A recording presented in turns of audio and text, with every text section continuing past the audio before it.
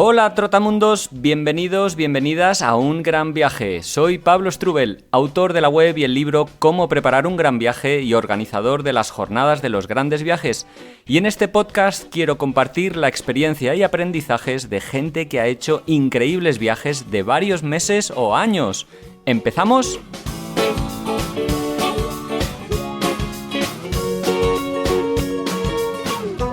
Hola amigos, amigas, ¿qué tal? ¿Cómo estáis? Espero que vaya muy bien todo. No sé si habéis tenido un fin de semana muy viajero o no, o una semana, no sé. Bueno, estas cosas, como no sabes realmente cuándo vais a estar escuchando, se me hace muy raro saludaros y bueno, yo publico esto todos los lunes, pero bueno, a saber cuándo lo estás escuchando en cualquier caso, sea lo que sea, cuando sea. Cuando te metas en la cama, cuando salgas a correr, cuando estés cocinando, cuando estés en el coche al trabajo.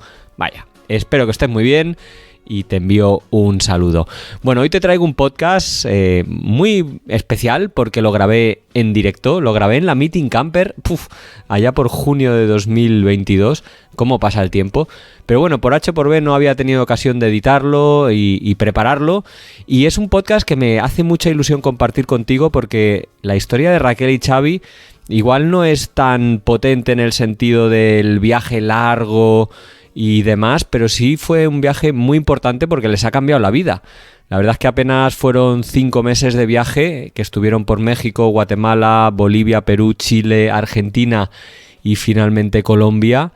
Un viaje un poco raro a ese Colombia final ahí, pero es que vinieron unos amigos y quisieron viajar con ellos. Pero bueno, es un viaje que les cambió tanto que a la vuelta han querido dedicarse al viaje, a adoptarlo como forma de vida, ¿no? Han iniciado, bueno, un proyecto que llaman Trip to Help, relacionado con el mundo del viaje y la cooperación. Y bueno, me parece muy interesante que bueno, hablemos de esto, del viaje, de las vivencias. Y la verdad es que ya veréis qué gracia tienen contando todas las historias mínimas o problemáticas que les han sucedido a lo largo del viaje. Son una pareja estupenda, catalanes, Raquel y Xavi, y que ahora, bueno, se han pasado a la furgoneta, a los viajes en furgo, y por eso estaban en la Meeting Camper, un encuentro en el que, bueno, Iciar y yo participamos también y que, bueno, nos permitió, pues eso, grabar en persona con micro en mano esta entrevista, y por eso escucharéis los pajarillos de fondo, el aire meciendo las hojas en los árboles, algún coche y algún perro ladrando en algún momento también, pero bueno, forma parte del ambiente y no es para nada molesto. Antes de empezar, me gustaría comentarte que en este programa colabora LATAM Airlines, la aerolínea con la red de destinos más grande de Sudamérica, y que por tercer año consecutivo ha sido elegida la mejor aerolínea de esta región. Con LATAM Airlines te puedes conectar con más de 140 destinos mágicos para mí, como son la Isla de Pascua, Cuzco, Río de Janeiro, Cartagena, Galápagos, bueno, y muchísimos más. Además, tienen vuelos directos desde Madrid y Barcelona, así que ya puedes ir poniendo Sudamérica en tus planes futuros de vacaciones. Descubre tu mundo sin fronteras y todos los destinos que LATAM Airlines te pone en su web latam.com. Y nada más por hoy. Te envío un saludo y disfruta mucho de esta conversación. Hola Raquel, hola Xavi, ¿qué tal? Encantado de estar con vosotros aquí. Encantado. Buenas, igualmente. Bueno, es un placer porque creo que tenemos, bueno, muchas cosas en común, la verdad. Creo que un gran viaje nos cambió la vida. Creo que empezamos el gran viaje por el mismo motivo, por hartos de la vida que llevábamos a nivel profesional, y que a raíz de ese gran viaje habéis iniciado proyectos viajeros de los que vamos a ir hablando, así que bueno, un poco como este podcast o las jornadas que nacieron a raíz de ese viaje. Entonces bueno, muy ilusionado de estar con vosotros hoy aquí en la Meeting Camper, que es un encuentro fantástico, que no solo hay gente que viaja en furgoneta, hay gente de todo tipo, y de hecho el gran viaje que va a vertebrar un poquito nuestra conversación no lo hicisteis en furgoneta. Un tramo sí que usasteis las 4 ruedas, pero fue en transportes públicos. ¿Cuál fue aquel viaje que os cambió la vida? Pues fue en 2019, ambos estábamos, como has dicho, muy a tope con el trabajo. Xavi es cofundador de un e-commerce y llevaba mucho tiempo lidiando con inversores y todo esto que quema un montón y te aísla un poco del día a día, que es guay, ¿no? Estás todo el día mirando otras cosas del negocio que no te aportan, digamos, a nivel personal.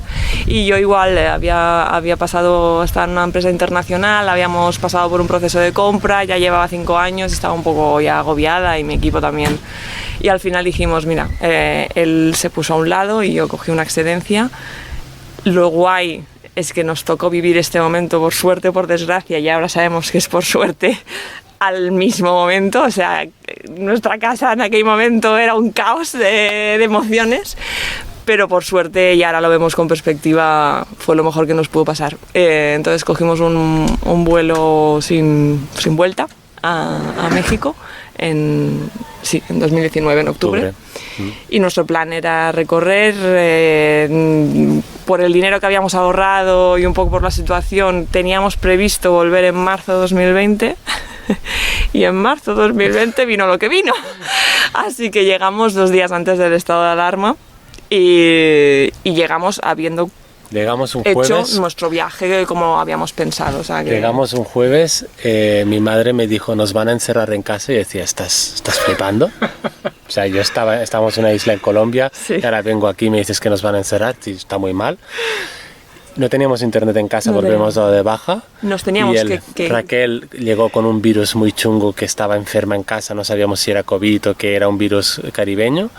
Y el Pedro Sánchez del sábado dice todo cerrado y nosotros sin internet, sin móvil en casa, o sea, de vivir nómadas. Nos teníamos que mudar porque habíamos dicho que nos íbamos del piso. De vivir nómadas, de no tener una casa fija que íbamos variando a estar encerrados en casa. Fue un cambio muy drástico, pero sorprendentemente nos adaptamos bien. Y aquí fue un milagro de decir, bueno, pues estamos en casa. Sí. ¿Y por qué creéis que os adaptasteis bien? O sea, ¿por qué creéis que a otros les hundió como en la miseria y a vosotros bien? ¿Lo habéis pensado? Yo creo que muchos factores. Uno es la capacidad de adaptación que te aporta el viaje desde el minuto 1. O sea, al final te adaptas a cualquier situación, a cualquier techo, a cualquier furgoneta, a cualquier casa particular, da igual. Y entonces era como otro sitio más. Nuestra casa ya no tenía muebles, estaba ya destrozada, estaba ya sin nuestras cosas porque habíamos hecho cajas. Hicimos una mudanza en medio de la pandemia cuando no se podía salir de casa. Sí. Y que la policía nos miraba en plan, ¿qué hacéis? Pero bueno, estábamos haciendo la mudanza. Pero para nosotros yo tenía el sentimiento como que aún seguía... Es curioso, estábamos aún viajando. Yo no sentí que el viaje había acabado hasta que la pandemia dio un poco de tregua. Xavi un día salió de casa, o sea, claro, pasamos de estar pues 5 meses o 6 meses por ahí rodando, en casa también juntos, y de repente un día por la mañana a las 8 pues tenía una reunión a los meses. Y ahí a mí se me acabó el viaje, ahí me puse a llorar, ahí dije, wow, se ha acabado. Yo durante los meses de pandemia en mi casa, pues hacíamos bici en casa. Todo porque yo me fui a una reunión de trabajo. Sí, ahí dije, que mientras mierda, se ha acabado. Bueno, el tema es que cuando volvimos a la pandemia me llamaron gente conocida del entorno startup de Barcelona y me dijeron, necesitamos que nos ayudes en esto. Y yo dije, bueno, estoy en casa sin hacer nada, os ayudo. Pero cuando se salió el tema del confinamiento dijeron, venga, vete a la oficina. Y dijo, me voy. Y la veo en plan, ¿te vas y me vas a dejar sola aquí en casa? Y digo, sí. Digo, Raquel, tengo trabajo, es la vida. Sí, y ahí me le pilló me... Y yo creo que otro factor que es importante es el hecho de haber decidido conscientemente parar. No que te lo haya llevado la situación, sabiendo lo que renuncias a unos ingresos fijos, habituales, y de haber hecho... Yo cuando me fui a México pensaba, yo no voy a saber estar sin trabajar, voy a mirar Slack o voy a mirar el mail cada 2x3, porque a mí me gusta mi trabajo, pero llegué allí y vi cómo era aquella onda y dije, en la vida yo me había conocido sin mirar todas esas redes sociales o maneras de contacto con mis compañeros, y entonces ahí descubrí que hay otras maneras de afrontar la vida, que no todo es producir, que no todo es ser efectivo, o que se puede ser efectivo de muchas otras maneras y aportar al mundo otras muchas cosas que no el trabajo remunerado. Y yo creo que estar en pandemia para una persona que está full en el trabajo y de repente no existe nada más que sus 4 paredes, sus hijos, toda la vida personal de golpe y porrazo y no nada más, creo que es mucho más duro que cuando ya has hecho ese paso y estás en casa y sigues teniendo no ingresos de momento, y no es precisamente no es que nos fuera muy bien en aquel momento después del viaje, pero fue en plan, ya lo habíamos decidido así y nos sentimos, yo creo que mucho mejor, que que, claro, muchísima gente que te lo encuentras y te lo tienes que comer y no es tu decisión y quieres trabajar, ¿no? Nosotros habíamos parado.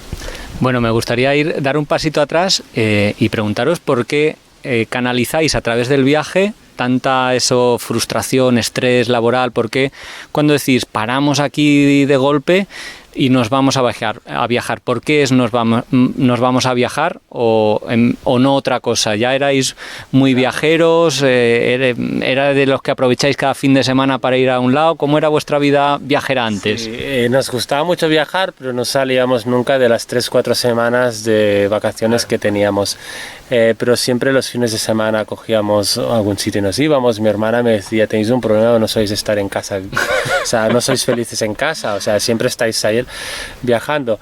Lo que pasó es que cuando yo me quemé de mi propia empresa y mi propio trabajo, yo decía a Raquel, digo, me quemé primero yo, luego se quemó ella, y yo le dije a Raquel, digo, ¿por qué no hacemos un viaje largo? ¿No? Era en plan, yo he dejado el trabajo, tenemos ahorros, pídete una excedencia y nos vamos. Entonces ella, no sé si fue un germen que le puse yo, pero seguramente. Al cabo de unos meses se quemó ella del trabajo. Entonces pidió la excedencia mucho antes de lo previsto y suerte, porque si no la pandemia no se hubiera evitado viajar. Entonces el tema es ¿dónde vamos? Habíamos ido a Asia.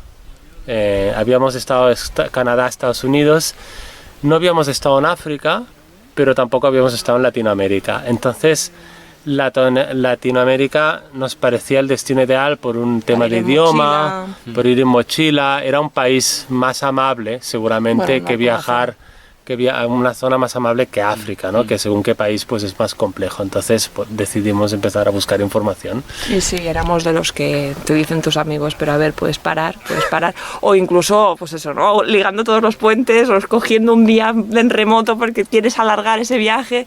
Y al final yo creo que la cabra tira al monte y ya, pues ya dejamos de estar de cosas de fin de semana y ahí sí que nos pusimos a ahorrar.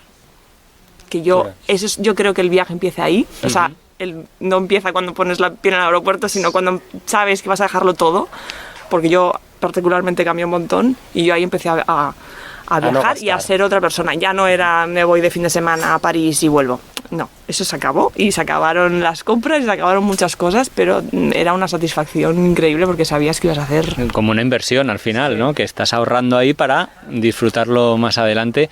Oye, Xavi, era tu empresa. Sí, es mi empresa. Sigue siendo. Y te iba a preguntar que cómo la habías dejado, si la habías vendido, porque eso debió ser complicado también. Bueno, ¿no? ¿Cómo te desligaste o no? Bueno, yo un día me levanté y no quería ir al trabajo. O sea, me puse medio a llorar y Raquel me dice, ¿qué haces? Es que no quiero ir al trabajo. Llevaba unas semanas mal. Bueno, yo me había presionado mucho también, o sea, no te puedo decir que era la gente, los inversores que me presionaron, no, si era una presión tuya de que si sale algo mal, te parece que es culpa tuya y cualquier tontería que podía salir mal de la empresa es Xavi, tío, aquí la has cagado. Entonces me estaba presionando mucho, mi coach, que fui al coach, me decía, es que tú eres el hombre orquesta, las cosas puedes delegar, pero cuando hay un tema importante lo gestionas tú. Entonces me quemé y yo tenía más socios. Entonces, pues hablando con el equipo y con mis socios, pues al final mi posición de CEO la cogió mi socio. Vale. Y no vendí porque no surgió la oportunidad de vender. Entonces la coge él la posición, yo me desmarco, me quedo como socio de la empresa, pero claro, dejé de cobrar, o sea, y claro, fue un poco raro porque normalmente la gente que hace una empresa, yo era el fundador principal que había creado, que de repente diga, no, es que mira, os quedáis porque yo no quiero continuar con esto, porque estoy cansado, y tampoco veía el apoyo de mi entorno. O sea, al final el CEO se siente solo normalmente y yo me sentía solo en mi entorno, de los inversores, de mis otros socios, y es una situación bastante habitual en los CEOs, pero que cuando la vives tú, pues te das cuenta de que es un poco dura. Y dije, bueno, pues hasta aquí. Y Xavi es una persona súper positiva, súper eficaz, ¿sabes? Siempre tiene, aunque no sepa cómo es el camino, coge el camino, y sabes que lo está haciendo. Y yo nunca había visto a Xavi así. O sea, me pidió, cógeme el ordenador y contesta este mail y cierra el ordenador. O sea, le tuve que contestar un mail.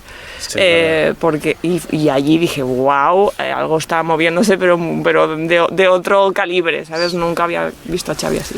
Bueno, entonces supongo que en ese momento también empieza a gestarse este viaje. Os vais a América unos meses después. ¿Os vais con una idea de cosas o lugares a ver, con un recorrido en mente? ¿Cómo definís la ruta? Porque sí que empezasteis por México, luego Guatemala, luego disteis el salto a Perú, toda la parte central, y luego bajasteis a Argentina y luego volvisteis a subir a Colombia. Una ruta que parece un poco anárquica, pero seguro que hay un buen motivo que iremos hablando.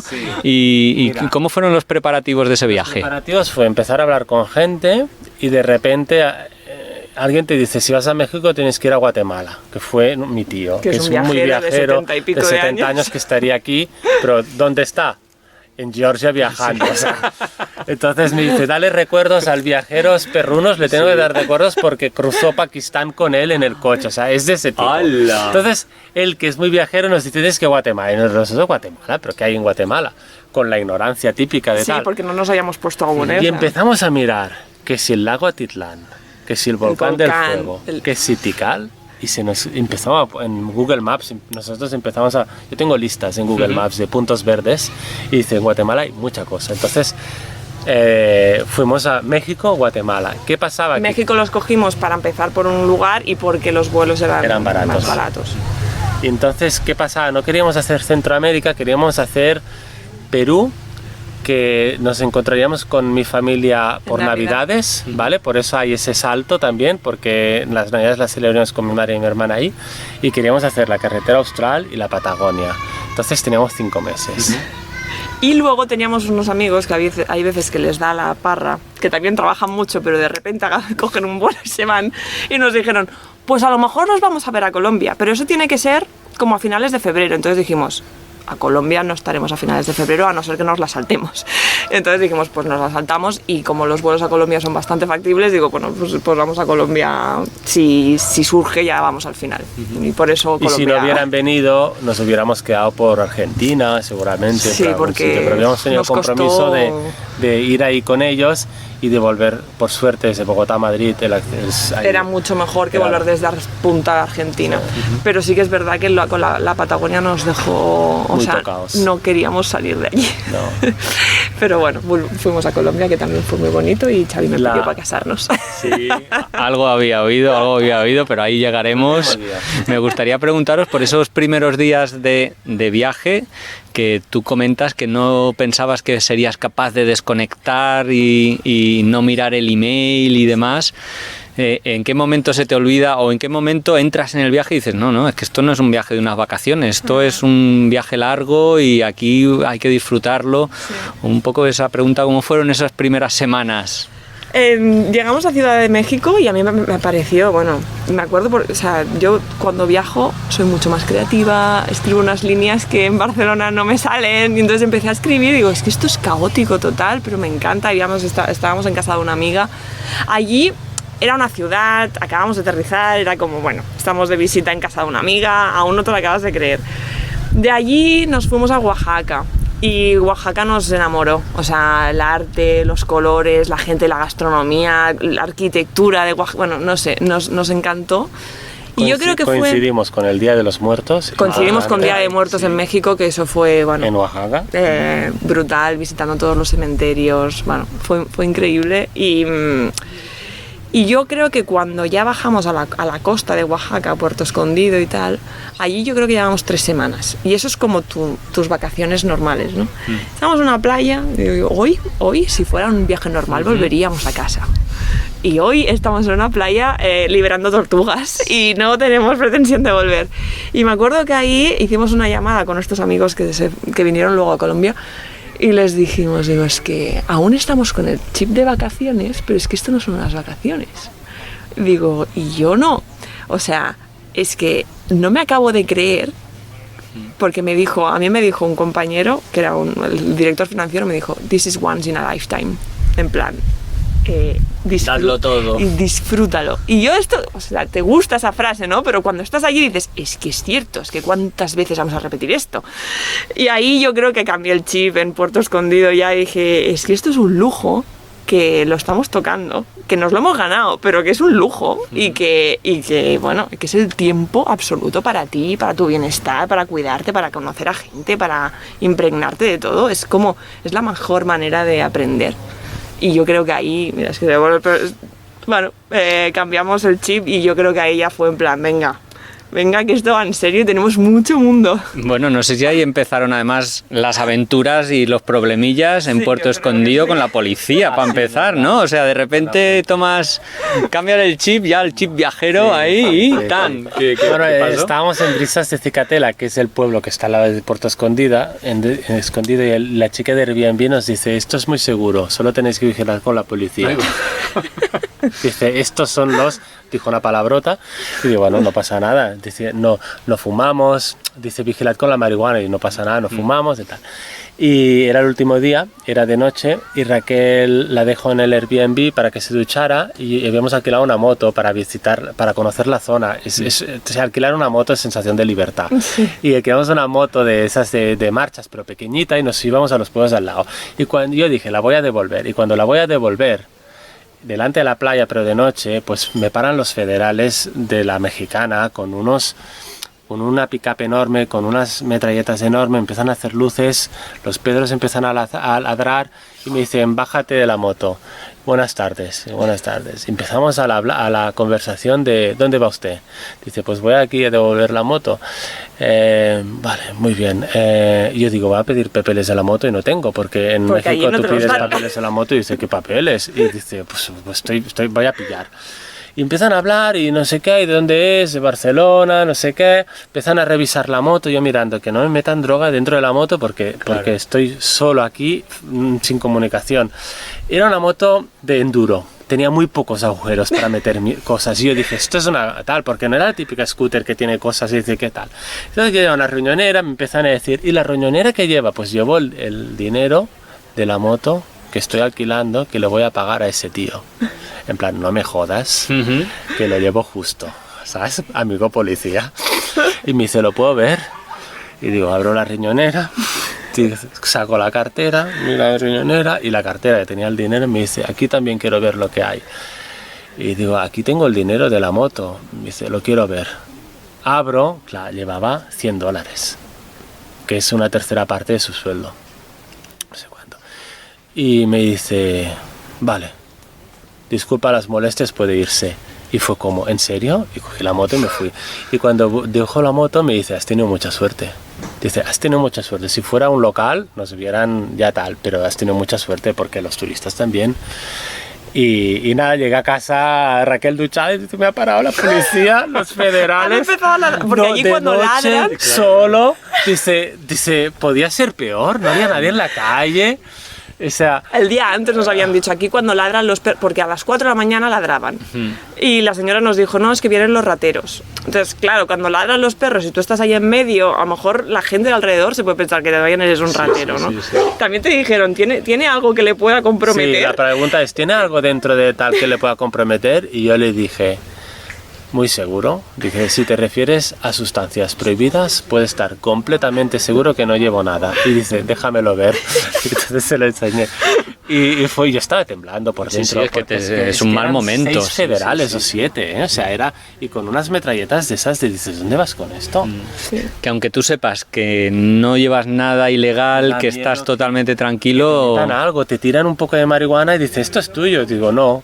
¿Cómo sabes? Demuéstralo. Dices, bueno, tío, a mí te habían dicho, cuidado con la policía en Puerto Escondido. Bueno. Sí. Bueno, el siguiente país, Guatemala, y creo que tuvisteis otro incidente con la policía. También, de verdad, bueno, ¿no? Esto no fue un incidente, esto fue una anécdota un tanto extraña con un taxista en un pueblo... que pudimos ver así como desde la ventanilla de un taxi cómo surge ahí la corrupción con los policías que estrenan cargo y quieren robarle a todo el pueblo casi. A todo el pueblo, sí. ¿Y qué era lo que pasaba? Estamos ¿en qué pueblo era, Raquel? Estábamos en Quetzaltenango, en Chela. Y habíamos ido a un pueblo a ver unas iglesias raras. Habíamos ido a un pueblo a ver una iglesia que está pintada, es de las únicas que están pintadas, una iglesia del colonialismo español que la habían pintado. Pero era un domingo, no había... creo que fuimos con un autobús, pero Sí, luego con no los habían autobuses de autobuses vuelta y no lo sabíamos, estábamos por ahí perdidos. Esos de Guatemala que dan miedo. Son Bueno, barroquismo, son autobuses de las escuelas americanas, los ¿De has Estados visto, Unidos? pero barroca, o sea, decorados en el barroco guatemalteco. Como de feria. Y con luces y dan miedo, la verdad. Parece que es el autobús que te vaya ahí Sí. Total, que no encontramos autobús, dijimos, ¿dónde podemos coger? Nos dijeron, es que no hay de regreso a Quetzaltenango, hoy es domingo. Y nosotros, vale. Empezamos a bajar la calle, nos encontramos con un taxista que justo iba al pueblo de al lado, que ahí sí que había una estación de autobuses, y nos subimos. Y el hombre tenía una cuerda que nos empezó a explicar toda su vida. Bueno, le paró la policía. Le paró la policía. El control policial de la entrada del pueblo que paraba a todo el mundo, y cuando se lo salta, le dice, oye, pero que eres amigo del policía, porque ese policía... Se saludaron así, en plan... policía iba a coger dinero, y dice, y bueno, es que ya le pagué el otro día, y dice, ahora somos amigos. y nada, entonces volvimos, o sea, llegamos a la estación de autobuses. Y le llama el primo o el sobrino o no sé quién, porque él y su primo compartían un taxi, como un tuk-tuk, y tenían una licencia. Entonces, aquel policía que habíamos pasado había parado a su primo, que no tenía la licencia porque la tenía nuestro taxista. Sí. Y nosotros escuchando la conversación, estamos allí, que nosotros ya podíamos haber parado y irnos a la estación de autobuses, pero allí nos quedamos. Y discuten así, cuelga y dice, ¿quieren ver qué hacemos con los policías? Sí. Y en aquel momento, es esos momentos que de un viaje tienes algunos, ¿no? Y siempre los recuerdas en plan, podríamos haber decidido decir que no. Ya estábamos en la... Pero nos miramos y dijimos, vamos a ver la corrupción policial del interior de Guatemala. En primera persona. No problema. Y nos llegamos ahí, policía típico, parecía yankee, gafas de sol, apoyándose a la pick-up, era el rey del pueblo. Sí. Y nos esperaros aquí dentro que ahora salgo. Sale, empieza pum, pum, pum, pum, pum, pum, pum, pum, pum, y de repente vemos que el tuk-tuk de su sobrino se va. Y dice, mira, yo no he visto ningún billete. Y había el ayudante del policía y el policía. Y el ayudante iba mirando. Y yo en un momento dado yo saco el móvil porque no se me ocurre otra cosa que grabar para hacer la gracia de decir, mira, estamos aquí metidos en un taxi, aquí hay dos policías, están negociando la multa. Algo. Y se ve que el ayudante se fijó que había dos turistas en el coche. Blancos europeos. Sí. Nosotros no sabíamos lo que estaban diciendo, pero cuando volvió nuestro taxista, se ve que como el ayudante vio que éramos turistas, y el taxista obviamente lo sabía y nos había utilizado. Porque ahora dijo, que tienes dos turistas. Dice, sí, no pretenderás ahora que yo te saque un billete delante de dos turistas y que vean que esto pasa en Guatemala. Y como el policía era nuevito en el pueblo, le dijo, no, pase. Total, que nosotros porque quisimos ver la experiencia, pero en realidad éramos objeto de... Se utilizaron para ahorrarse la coima o como se llame allí. Y nada. Luego nos acompañó a la estación de bus y cogimos el bus y nos fuimos otra vez a Chela y realmente en plan... Pero son estas cosas que te llegan, son guays el viaje. Sí.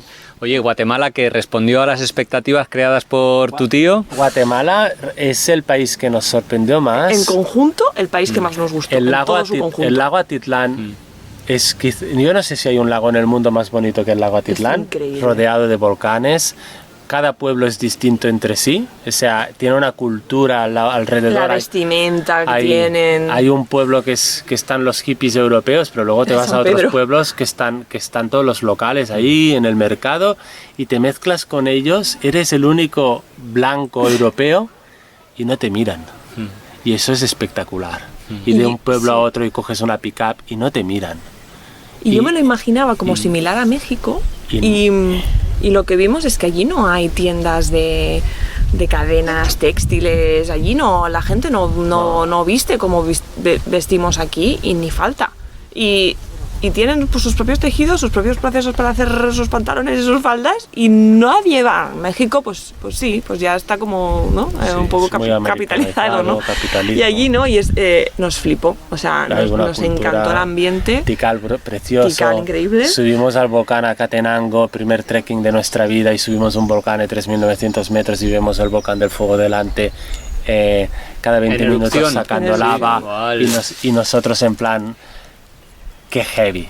O sea, sí, que qué heavy, porque le tienes delante y da un poco de miedo, la verdad, pero dices, es que cada 20 minutos saca lava. Y el esfuerzo que hace tu cuerpo. Yo allí veneré el cuerpo que nos hacía llegar allí, porque era como, en serio, todo este esfuerzo. Subimos todo el volcán nublado, sin saber si se iban a quitar las nubes o si íbamos a invertir 3 días de toda la experiencia sin ver el volcán. Nos despertamos a las 4 de la mañana para seguir subiendo 2 o 3 horas más. Era lava, bueno, era arenoso. Sí, gravilla. Cada paso que dabas, 3 para atrás, con un frío y un viento horroroso. Una llorera. Y cuando llegamos arriba... Bueno, es que no solo ves el volcán del fuego que sacando lava, sino es que ves los volcanes de alrededor. Ves uno que va sacando lava y el resto inactivo. Es escandaloso. Entonces, sí, es un espectáculo. Era como... o sea, nosotros luego acabamos en Colombia y tanto Colombia nos decepcionó. Guatemala, que ya teníamos expectativas, fue en plan, no sé si volveríamos porque es pequeño, ya lo hemos visto, pero nos encantó. O sea, fue el país que dijimos, ostras, Cuzco, Perú es muy bonito, todo el mundo lo sabe. Ya lo sabíamos, pero Guatemala fue esa conexión sorpresa. También interna entre nosotros y con la gente. Y sin, no expectativas, sino sin pretensiones. O sea, Perú es precioso. Pues que tiene una pretensión, o sea, está hecho para ser bonito casi, ¿no? Y es como Guatemala, nadie te vende, ves a ese sitio de otro, es así, y no hay esa sobrevender el país, ¿sabes? Increíble. Sí. Bueno, desde allí voláis a Perú. Y allí, bueno, entre otras cosas os toca la Navidad y demás, pero Perú dices que, bueno, no me ha sonado como un poco a decepción, no sé... No, es simplemente que Perú, bueno, yo creo que habíamos leído más, bueno, no sé, sabes un poco más de la cultura inca, que si el Machu Picchu, al final el Machu Picchu es como un sueño, ¿no? Para todo el mundo, de cualquier tipo de viajero, del más aventurero al más... no sé, teníamos como ciertos puntos que ya sabíamos que aquello era precioso y que la gastronomía era un espectáculo y que era algo como más sencillo o cómodo de viajar, y por eso vino la familia de Xavi. No fue una decepción, al contrario, nos encantó y fuimos a sitios que no nos esperábamos, pero sí que era como... Sabemos que vamos a un país precioso y lo sabemos. Las expectativas son tan altas que cuando lo ves dices, vale, las cumple. Sí. En Guatemala eso no pasaba. Sí que nos habían dicho que era muy guay, pero nadie te habla de Guatemala. Sí. De Perú sí, Machu Picchu, la selva amazónica, Cuzco, es espectacular. Sí. Entonces la primera parada fue en la selva amazónica, antes de sin la familia. Sí. Y ahí nos adentramos, ¿no? en la Reserva Nacional de Pacaya Samiria con un guía local que había vivido ahí, que es... Vuelas a Iquitos, no hay carretera hasta Iquitos, luego Iquitos un coche hasta Nauta y en Nauta coges un bote que tardas varias horas por el Amazonas hasta el río Marañón, hasta que llegas a comunidades que no tienen electricidad, ni agua corriente, ni señal de internet, ni que no tienen nada. Entonces llegamos ahí y empieza la aventura de conocer el Amazonas real. Y no es una cosa que me sorprendió es que no vimos muchos animales. Los animales se esconden de ti, no es el típico sitio que te vienen los monos porque les das comida, no, es que ven un humano y para el humano es como peligro, ¿no? Incluso entonces tienes que ir a buscarlos. Y ahí nos juntamos, había 2 turistas y nosotros, y eran 2 finlandeses. Y estábamos en una casa de unos locales en la comunidad Yarina. Y entonces fuimos a dar un paseo por la selva, que básicamente es intentar encontrar un camino, porque es totalmente amazónico. Íbamos con el padre, íbamos con el guía y su padre, que tenía unos 60 y pico de años, y el padre iba con un machete. Íbamos en selva primaria, sin camino, unas botas por aquí. A mí me pusieron como una escafandra porque los mosquitos y yo somos, rodeados de mosquitos, y venga, selva para adentro. Y ahí pasó Pasó que de repente empezamos a escuchar un ruido como de algo que algo tiraba algo, ¿no? O sea, Pero un y estruendo. se paran y dicen, ¿qué pasa? Pues no sabíamos. Y dice, ¿qué está pasando? Era un ruido muy fuerte. Y de repente delante nuestro vemos un árbol de centenares de metros, o sea, unos 100 y pico metros, súper ancho, que se cae a plomo delante nuestro. Y en plan, que no venga hacia nosotros porque nos mata el árbol o lo que venga Por detrás. alrededor. Y vemos que se cae, por suerte, hacia delante nuestro. Y Tony le decimos, ¿se ha caído un árbol? Dice, sí, claro, Xavi, los árboles se mueren. Y cuando se mueren, caen. Fue como, vale. O sea, es que te imaginas que puedes tener peligros, pero que no se te No, caiga se te un caiga un árbol árbol, delante, ya. ¿no? Es que todo puede pasar. Xavi se estuvo a punto de Apoyar apoyar en un árbol finísimo, parecía una ramita. Y bueno, ¡no! Con unos pinchos ahí o algo, Tenía ¿no? hormiguitas o no sé qué sí, que se pican y te dan Te fiebre. pega una fiebre que no te mueves de las selvas 4 días. Y digo, bueno, vale, El tema vale. es que al cabo de un rato no víamos ningún animal, éramos más guías que turistas, estábamos haciendo mucho ruido. Sí, porque a ellos les encanta, ellos ya no hacían de guías, estaban pues de excursión en su estaban ambiente disfrutando. y ya de está. repente escuchan osos perezosos, ¿no? Sí, O pero- osos, o los, no, perdona, osos no. Los monos, sí. o los aulladores. Esos son tremendos. Hacen mucho Sí. ruido y empiezan, callaros y empezamos a correr. Y claro, tú corre en medio de la selva. Con unas botas por la Con rodilla. las botas. O sea, no era imposible seguirlos a los locales, era imposible. Y yo he hecho deporte toda mi vida. Decía, es imposible, había que ir apartando todo. Y el grupo se fue separando. Y yo un momento tenía delante a un finlandés que era el otro turista y detrás tenía a Raquel. Y Raquel detrás tenía un niño que era el otro guía. Y claro, yo veía que cada vez se iban separando y Raquel me dice, Xavi, párate. En plan, a ti no te pierdo de vista. Y yo, como dije, vale, pues claro, evidentemente me paro con Raquel. Y nos paramos, nos juntamos los tres, el guía, Raquel y yo, y vamos a seguir el camino. Y es el guía que mira las huellas de la gente y empieza a seguir el camino. Y yo mirándolo en plan, estoy flipando que sepas. yo no veo nada. Yo no veo nada. Y miras al cielo y no ves nada tampoco, porque es tan frondoso que no hay ves ni el... Pero ni el- ellos se guiaban y siguieron el camino, que no era un camino, es que no es camino, y les llegan y nos juntamos toda vez, empezamos a mirarnos todos y faltaba un rubio. Ay, un guau. rubio alto. Un rubio alto finlandés que no habla español. Digo, ¿dónde está? Y la novia estaba, Ay, va. Jonas, ¿no? ¿Se llama? Jonas o algo así. Y fue como, Raquel me dice, Xavi, dime que esto no es real. No, allí de verdad y yo digo, creo que sí que es real porque mira la cara de la novia a y- punto de y la- llorar. Y la de los guías. No, claro. Y ostras, de los guías. Los la de guías- los guías empezaron a discutir entre ellos. Pero lo Los tenías tú, finlandeses no no lo tenía entendían, yo. pero No, es que tú nosotros- saliste corriendo. Digo, no puede estar pasando lo que está pasando. Digo, que hay un chico que no sabemos dónde está. O sea, y dicen, bueno, quédense aquí ustedes y yo. En mitad de la selva, Aquí en este ¿eh? preciso momento, que de aquí un rato tú no sabes dónde está.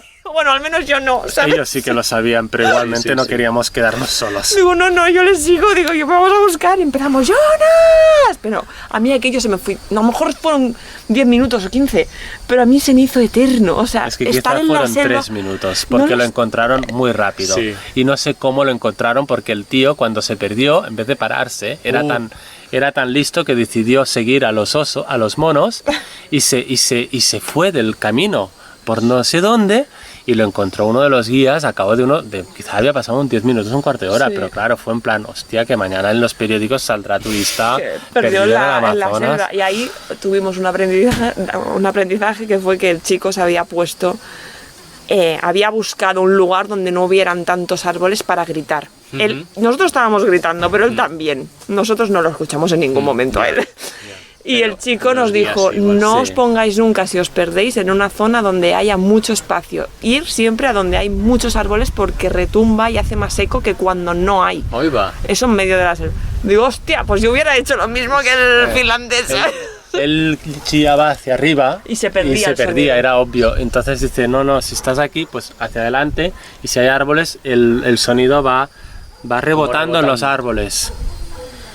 Bueno, en el Amazonas aprendimos mucho. Pocos animales vimos, pero aprendimos mucho de naturaleza y de los animales que vimos.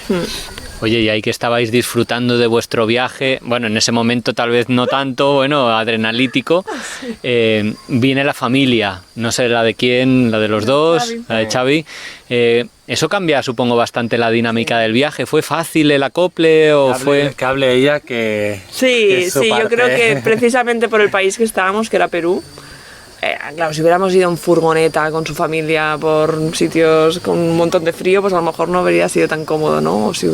Pero Perú, la zona que nos tocaba, que teníamos reserva para subir al Machu Picchu, teníamos Cusco, yo creo que es bastante Sí, amable para ir en familia y para ir con personas que a lo mejor son más mayores. Por ejemplo, su madre no podía respirar demasiado bien, por ejemplo, en Cusco, ¿no? Entonces era bueno, estamos en el lugar donde si tenemos que ir a un médico podemos ir y es como fácil. Entonces fue, bueno, claro, fue un cambio de ritmo. Baja el ritmo. Baja el ritmo y te miras y dices, hostia, pues sí que hacemos cosas tú y yo, ¿sabes? Pero Porque hoy ¿qué hemos hecho? Porque a lo mejor a media tarde, pues a lo mejor íbamos a hacer un chocolate caliente en Cusco y era... Claro. Solo hemos hecho un chocolate caliente en Bueno, Cusco esta tarde. Es otro ritmo, claro, vas con mi madre casi 70 años, mi hermana mayor, entonces hay más gente en un grupo y cuando hay más gente en un grupo Ya se más ralentiza lento, todo. sí. Entonces fue muy bonito porque personalmente es precioso Sí. celebrar Navidad.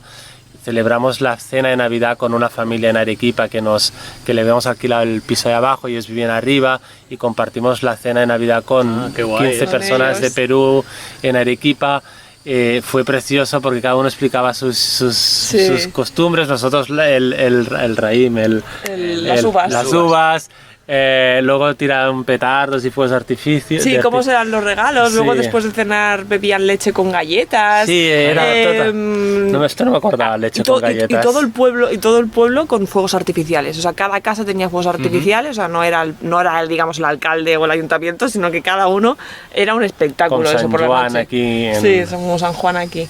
Y fue muy guay poder ver pues una Navidad desde dentro con gente de allí y fue inesperado porque íbamos, Sí, eso, claro, sí. íbamos o a cenar en un hotel o en un restaurante, que eso a mí, o sea, Sí. celebrar la Navidad así no nos gusta demasiado y fue una suerte.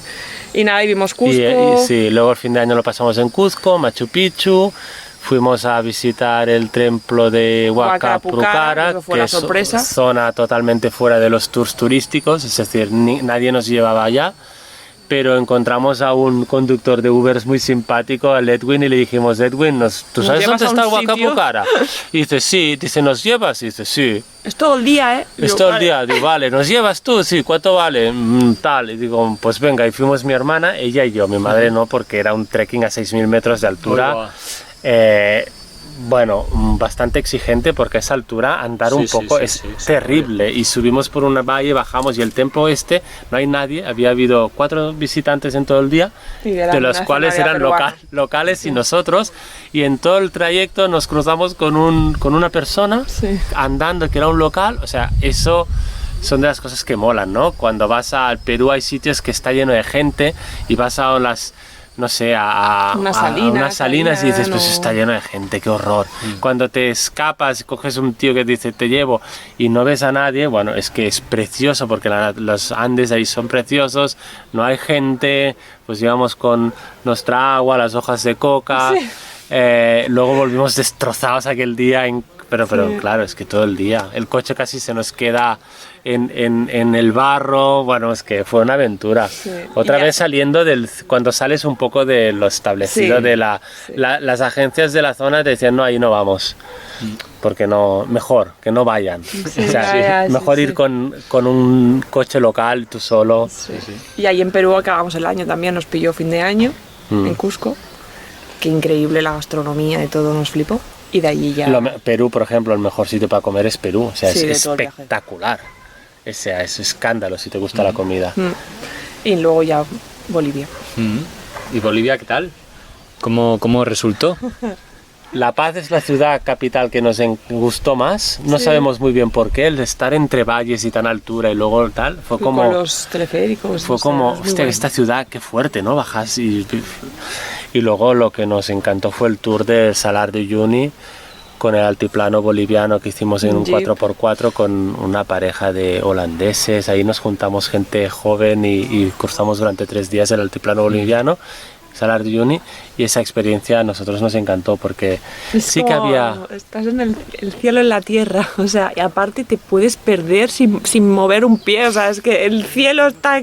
Lo que ves en el suelo está en el cielo y dices, mierda, que me estoy mareando un poco, pero a mí me flipó ese sitio, o sea, Es espectacular. Es inmensidad, vacío... Los levantamos para ver la salida del sol, ¿no? Y las estrellas, cómo brillaban a las 4 de la madrugada. Claro, es que hay kilómetros y kilómetros sin luz ni contaminación acústica. Ver las estrellas ahí, la Vía Láctea, flipamos. Y el altiplano boliviano con los volcanes, que de repente hay un sitio ahí que se llama, ¿cómo Desierto se llama? de Dalí. Desierto del Dalí.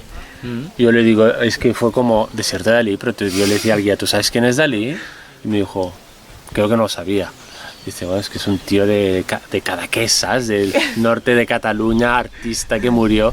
Y dice, ¿por qué se llama Dalí? Y dice que fue un yanqui, ¿no? Un americano por o alguien. las formaciones rocosas por el viento y que se habían caído, al final son parecidas a la pedrera o A algo las así. figuras de Gaudí. Sí. Ay, de Dalí. De Dalí, sí, de Dalí. de los cuadros de Dalí.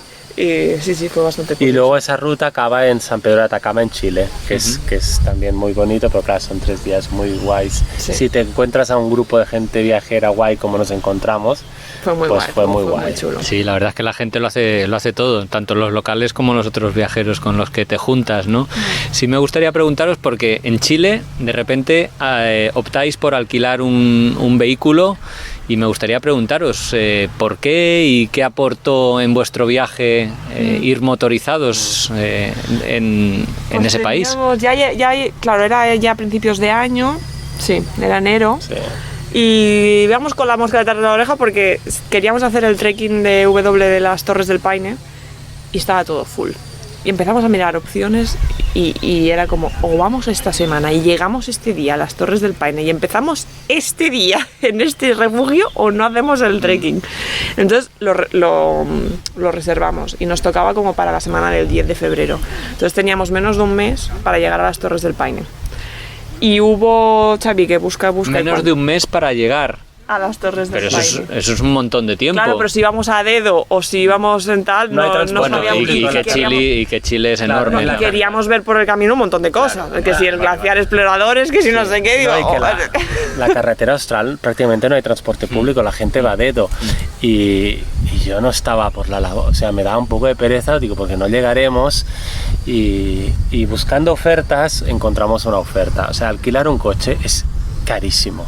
Y alquilar una caravana, una pick-up como el que vamos detrás, o sea, se nos fue esas últimas semanas entre el tour del coche y la W de tal, se nos fue mucho presupuesto, pero encontramos una oferta de que si cogías el coche en Santiago de Chile y lo volvías en Punta Arenas, ¿no? Lo he dicho bien que está abajo, pues estaba a mitad de precio. Mitad de precio era... querían que bajáramos la fuga. Mitad de precio eran 100 euros al día, ¿eh?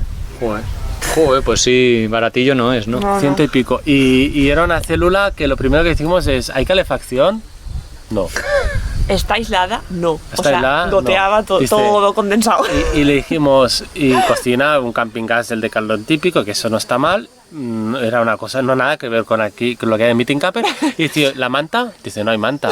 Y mira a Raquel y dice, pues vamos Yo, con pues, una sí. mochila, no tenemos mantas. Y dice, pues ir a comprar. Y fuimos a comprar un saco. Y ahí no, hicimos- a mí me dio un síncope en Santiago de Chile ir a un centro comercial. Hacía meses que no pisábamos nada y a mí me dio una cosa malísima en el cuerpo porque Ahí. digo, mira que a mí antes del viaje me encanta la moda. No sé, he hecho como una cosa de distancia que llegamos allí y digo, por favor, salgamos de aquí Sí, lo antes posible. entramos más rápido. Llegamos a coger los sacos y nos dicen, estos mismos. Y claro, vimos a una señora que nos dijo, una tienda un poco más especializada, dice, se van a acordar, ¿eh? A Se van a acordar Patagonia. en Patagonia En la como vayan Patagonia con se este acuerdan. saco. Y digo, pues es verano. Y dice, hace muchísimo frío ahí abajo. Y entonces al final cogimos una oferta que nos dolió También. igualmente gastarnos el dinero en un saco que no necesitábamos para nada más que para eso, pero bueno, y cogimos unos sacos. Y nos fuimos a hacer la carretera austral en gran parte porque no pudimos llegar hasta el final porque tuvimos que salir hasta Argentina, bueno, esa es zona de la carretera austral desde la zona de los lagos argentinos, Bariloche, San luego Martín coger de los Andes. San Martín de los Andes, bajar por la carretera de Chile es El Chaltén. precioso. O sea, es es tanta naturaleza, es tan salvaje todo. Nos encontramos Tanta a distancia entre un todo. guía local que nos recomendó un pueblo que se llama San Raúl Balmaceda o Salmaceda. Dice, id ahí a dormir. Digo, os desviaréis, pero es que ese pueblo está en la playa, os ponéis en la playa, dormís ahí, no os va a decir nada. Y bueno, precioso, una playa enorme, no había nadie, una tienda de campaña de unos chicos, nosotros, el sol delante, Raquel y yo, Haciendo una botella de allí. vino, una hoguera y decir, no hay nada mejor que esto Nada. en el mundo. Y Pasamos por el glaciar Exploradores, que fue también una sorpresa que no lo íbamos a hacer, pero vimos que había un glaciar y allí también aprendimos un montón de ver el impacto del cambio climático delante nuestro. Tienen unas barras que calculan cuánto ha bajado el hielo en unos días. Y que era una semana. en había 2 o bajado. 3 semanas había O sea, bajado 2 metros. Y era como, ¿en serio? O sea, y Vale que ver era verano, desprendiéndose pero- el hielo delante tuyo y decir, es que esto mañana no está igual. Digo, y hace unos meses el camino era mucho mayor y donde ahora tú has hecho a lo mejor 2 horas de bosque, era hielo. Y dices, flipa, ¿sabes? O sea, lo que estamos haciendo. Y de allí, bueno, pues fuimos a Pero las torres. también muy guay, ¿no? La experiencia de conducir vuestro propio vehículo, dormir ahí en el saquito bien metido, cocinar. libertad. No sé si ya habíais hecho algún viaje similar o alguna prueba en furgoneta, en alguna Canadá, otra la ocasión. primera, que La de primera Estados en Unidos y Canadá. Sí, pero Ok. esta fue la segunda y era Pero claro, es que Estados Unidos, Canadá, alquilas una furgoneta y viene con todo, porque ahí los americanos no ahorran en nada. Son profesionales. Son profesionales. ahí. Lo que alquilamos nosotros era una pick-up con una cosa encima, con una cama, pero que era como una tienda de campaña casi. Entonces, aprendimos, yo incluida, a hacer pipi en una botella de agua, Claro, así, o sea, no, sí, sí. muy pequeña, No o sea, hacía un circo. Pero fue muy guay la experiencia sí, y, y el Paine es muy guay. O Y sea, la- y el la ambiente de los excursionistas, lo petado que llegas a cada refugio y lo bien que sientan las cervezas sí. de allí. La cerveza del sur de Chile y Argentina es especialmente buena, hay mucha artesana, no sé si las has... Pues es especialmente buena y yo les dije, ¿por qué es tan buena? Y me decían los locales que era el agua, que el agua es tan buena, que dicen, como el agua es tan buena, pues la cerveza sale buena, Sí. increíblemente buena. Y que sabe muy rica después de las caminatas, Pues claro, de después cada día. Caminar 20 kilómetros. Y la gente que conoces en el refugio días después, Sí. que te cuentan unas historias que estás ahí escuchando en plan, venga. Sí, de hecho, de todo el Paine, lo que menos nos gustó, a ver, subir a ver las torres es espectacular, pero es el tramo que más gente hace. Y creo que nos tocó un sábado y un domingo, por lo cual muchos locales también van a hacer el último tramo, es una excursión de un día. Y eso no eran las Ramblas, pero casi. Fue el peor día de todos fue las Torres del Paine. Sí, pero todo en su conjunto súper chulo y lo que pasa que el Fitzroy Sí. ganó Sí. a Paine Sí. en Argentina. Sí, pues nos cogió muy buen día, muy buen clima, o sea, fue un oasis del clima y fuimos 2 días haciendo excursiones Fitzroy. Y aparte es gratuito Es también. gratuito y el Fitzroy cuando lo vas a ver, lo ves de lejos y Lo- te vas lo vas acercando. Las Torres del Paine subes y no lo ves, de repente las ves.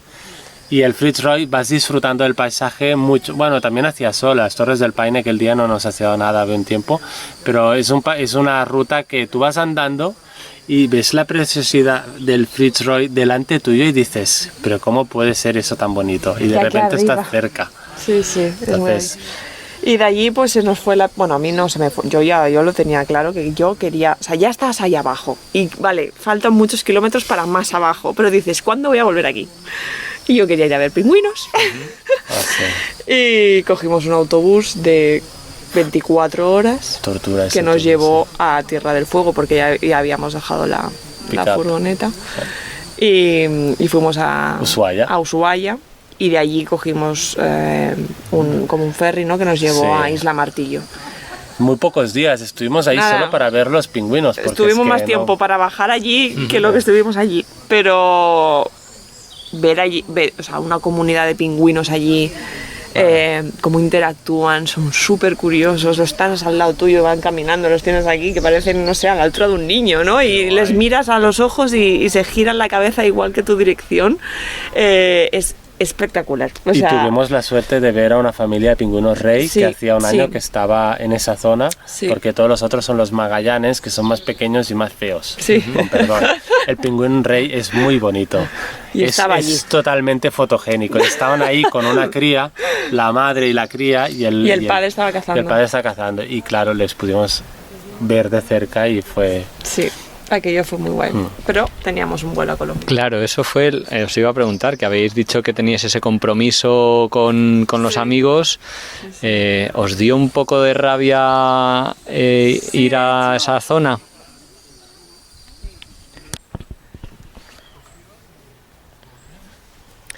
Bueno, ir a Colombia fue como, en realidad, nosotros teníamos previsto llegar antes que nuestros amigos a Colombia y hacer una parte más y encontrarnos con ellos en el Valle de Cocora y, ¿no? Sí, allí.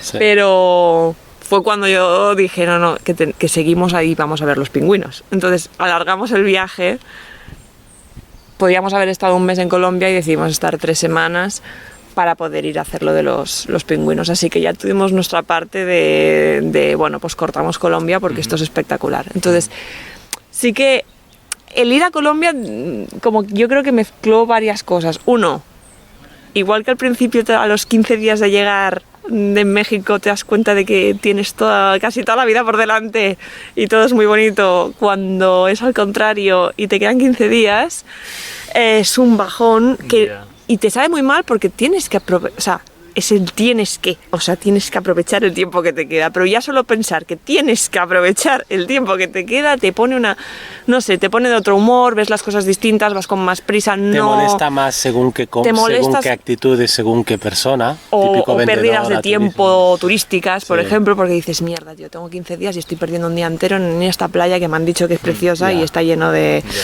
Y es otro mood. Bueno, es que es el mood de, se acaba esto, solo tengo 15 días... Y sí que nos hacía mucha ilusión que vinieran dos colegas, porque al final también pues tienes ganas de, yo qué sé, de ir a bailar con más amigos a un sitio, es otro rollo, pero... ahí estábamos, se acaba y quizás con más expectativas de las que deberíamos haber tenido, yo creo. ¿Sobre Colombia? Sí, Sí. porque llegamos y claro, veníamos de la pacificación máxima, ¿no? De la calma absoluta de Tierra del Fuego y llegamos allí, y yo no sé si fue el año que fuimos nosotros o qué, porque tenemos a gente que conocemos que ha ido a Colombia y está encantada, quizás por otro tipo de viaje, pero nosotros llegamos y era todo lo más turístico. Y mira que intentábamos alejarnos, pero no sé, era como todo como un parque de atracciones. Sí que nos gustó mucho, por ejemplo, Tayrona, nos encantó, pero llegar a Tayrona, o sea, toda la entrada es como la cola de Por Aventura. O sea, es como hicimos Está un lleno de montón de gente. tiempo haciendo unas colas de estas que son circulares. Luego ya no, luego ya El Valle caminas del por el... Cocora también es muy bonito en foto, pero hay Y mucho tenemos turista. fotos preciosas, Hay mucho pero está turista. rodeado. Y- Sí, sí que un es cierto poco- que los cafetales y toda esa zona es bonita, ¿no? Pero Sí. sí que te das cuenta que pues, es más un país de esto es la foto y alrededor no te la enseño, porque lo de alrededor está petado de gente. Entonces, Cartagena de Indias es muy bonito. Precioso. Sí, estamos de acuerdo, precioso. Pero también hay cazaturistas un poco pesados. Y carísimo, calles llenas de tiendas de bikinis que dices, pues si son más caros que en Barcelona, sí. ¿de esto qué es? O sea, gente sí. pagando 150 euros por un bikini, Sí, no sí, sé, sí, era sí. como... Pero sí que sí que Me por quería- ejemplo en Lola, Colombia sí. nos pasó lo de los cogis. Llegamos a un poblado cogi, o sea, de sí. una tribu primaria allí. Otra vez que- cuando en Palomino, Sí. estamos en Palomino, decidimos hacer algo un poco fuera del turismo y cogimos el coche que tenemos alquilado, nos fuimos a un pueblo al lado y ahí buscamos a alguien que nos llevara a la tribu. Sí, y fuimos con unos locales en moto, y llegamos allí.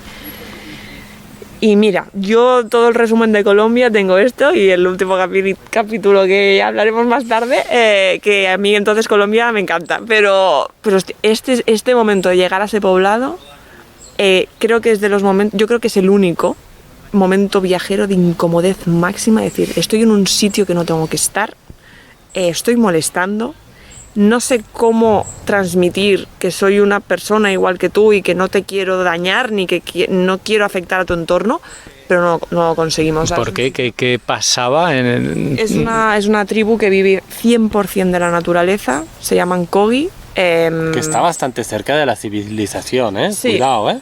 Y reciben, Pero obviamente, tienen reciben. el apoyo del gobierno, Pero reciben subvenciones. son anti... Bueno, consideran que el mundo occidental es el responsable de que el planeta se vaya a acabar más pronto que tarde.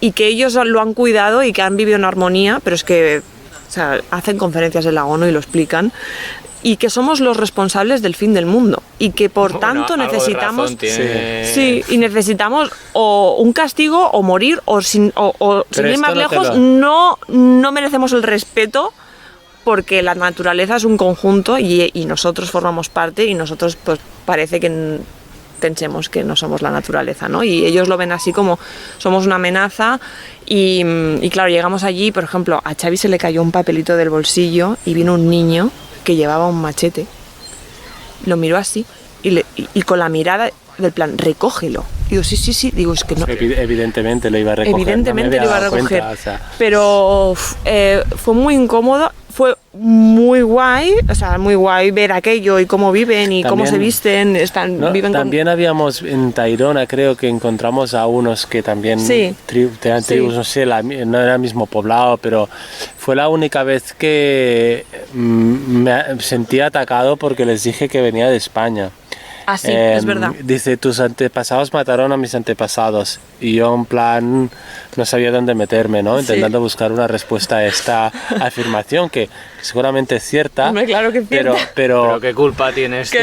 Pero claro, también, que sé, antes todo el mundo se mataba, ¿no? Y tengo que yo ir pagando las deudas de los antepasados. Quizás sí, pero bueno, no sé, fue como muy agresivo ese chico y no sé, y era un poco así. Entonces Colombia, sí, incluso los niños te miraban raro, sí. Trajimos colores y galletas y tal porque nos dijeron los locales que les trayéramos algo, pero bueno, sí, estuvimos con el jefe de la tribu. El jefe no, el segundo, porque el jefe de la tribu tiene un casoplón a unos metros que pasamos con la moto y dije, ¿y esta hacienda? Pero una hacienda, en plan telenovela. En plan mexicano forrado. Sí. Y era jefe de la colombiano. tribu. Y había un montón de ganado.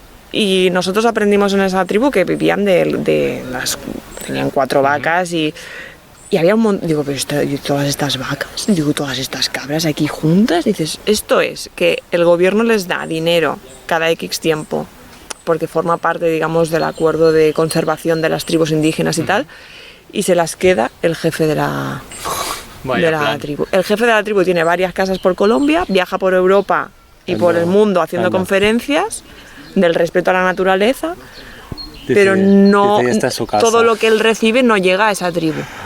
Nada. No, ya no estamos hablando de dinero porque no se mueven con dinero. O sea, no, es un sitio que me sorprendió. O sea, no van con dólares, toma $1. No, nada. Pues que ya ni vacas, nada, todo eso que daba él.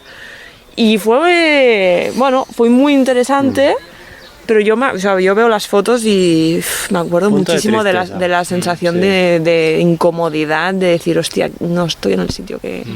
No me han llamado aquí, ¿sabes? Bueno, el otro, para acabar con una nota más en clave positiva o más romántica incluso, yo creo, de este viaje que estaba pronto a acabarse, es que creo que os comprometisteis en algún momento justo antes de volver. ¿Cómo fue eso?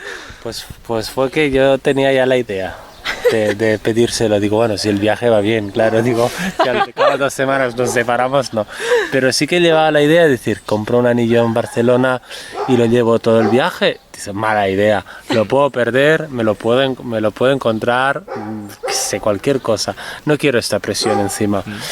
Entonces estábamos en eso, hacía unos días que estábamos en Argentina, voy al pasado y mi hermana me dice, oye, en Perú, no después, en Argentina, mi hermana me dice, no me tienes que decir nada, porque mi hermana sabía que yo le iba a pedir, y mi hermana me decía, ¿no le has pedido aún, que no me has dicho nada? Y digo, no, mira, ya ausento tal, y la Raquel de repente me dice, Xavi, ¿por qué estás tan serio? Y era porque mi hermana me estaba metiendo un poco de presión, en plan, tío...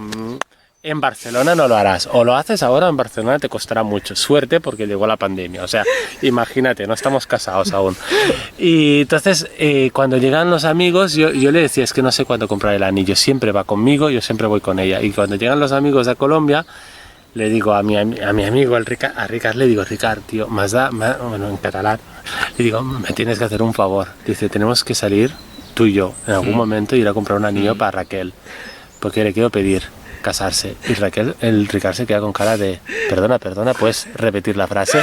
Dice, sí, le voy a pedir que se case conmigo, pero me falta el anillo, no puedo comprárselo porque siempre va conmigo Raquel. O sea, ¿en qué momento le digo, Raquel, me voy para mi lado? No era la dinámica del viaje. Hay viajeros que a lo mejor dicen, no, me voy para aquí, tal. Nuestro era ir juntos.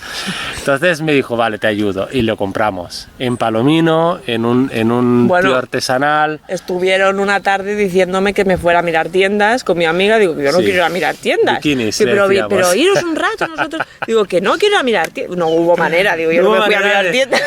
Dice que se vayan por un lado y tal. Y al final le decimos a la chica, a la amiga o sea, a la pareja, a Sara, le dijimos a Sara, nos tienes que ayudar. Entonces Sara, que también era compinche, nos ayudó. Y un día estábamos en Palomino y Raquel se paró a ver unas artesanías y todos en plan, a ver, ¿qué le gusta? Porque no se fija en ningún anillo. Y yo soy muy malo en elegir anillos de artesanía, o sea, no tengo ni idea. Entonces Raquel aquel día empieza a mirarse anillos. Que mira, que es un coral de, bueno, un chico que pues iba por la playa, cogía corales y hacía anillos. Y yo le digo, y todos empezamos, no nos gusta ese anillo, no nos gusta, Raquel. Mi amiga, Raquel, pero sí... Digo, porque claro, delante del artesano, decir que no te gusta. Digo, ¿pero qué hacéis? Digo, uno que a mí me parece precioso. Otra cosa es que me va un poco grande, digo, pero me parece precioso. Grande, le íbamos dando problemas todo el rato. No, pero no te hace, no. Digo, no sé, me quedé un poco, digo, ¿qué os pasa? ¿Sabes?